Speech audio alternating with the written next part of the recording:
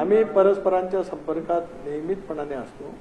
काय बोलून घेतलं विचारलं गेलं असं नाही. आम्ही सगळे वरिष्ठ सहकारी त्या ठिकाणी बसलो होतो. अनेक बाबींच्या वरती चर्चा होती. 2 दिवस पूर्वी सोमवारी सुद्धा आम्ही भेटणार होतो, परंतु वहिनी त्याला बारामतीला गेल्या.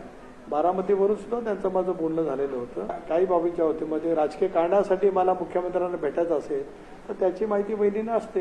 ज्यावेळेला माझ्या लोकसभा मतदारसंघातील काही कामाचा विषय असेल त्यावेळेला असणं अभिप्रेत आहे नाही, काही कारण नाही. त्याच्यानंतर आम्ही ज्यावेळेला भेटत असतो त्यावेळेला भेटीमागचा तपशील जो आवश्यक असतो तो माझ्याकडनं सांगितला जात असतो. विलिनीकरणाच्या चर्चाला पूर्णपणाने विराम मिळाला. काही दिवसापूर्वीच साहेबांच्या पक्षाची राज्य पातळीवरची बैठक झाली. त्यावेळेला कार्याध्यक्ष म्हणून सुप्रियाताई असतील, पक्षाध्यक्ष म्हणून शशिकांत शिंदे असतील, त्यांनी स्पष्टपणे सांगितले की आता विलिनीकरणाच्या चर्चेला पूर्ण विराम आहे.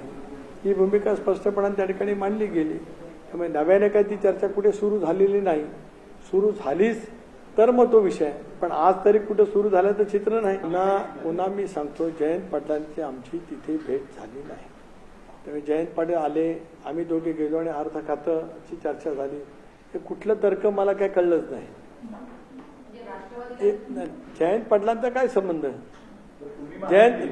मिनिट जयंतरावचा काय संबंध? जयंतरावनी त्यांची भेट कशा कारणासाठी झाली स्पष्ट सांगितलं. जयंतराव सुद्धा वरिष्ठ नेते आहेत. ते सुद्धा एकत्रित राष्ट्रवादी काँग्रेस पक्षाचे दीर्घकाळ अध्यक्ष राहिले. राज्याचा अर्थमंत्री त्यांनी दीर्घकाळ मांडलेला आहे. अनुभवी नेते आहे.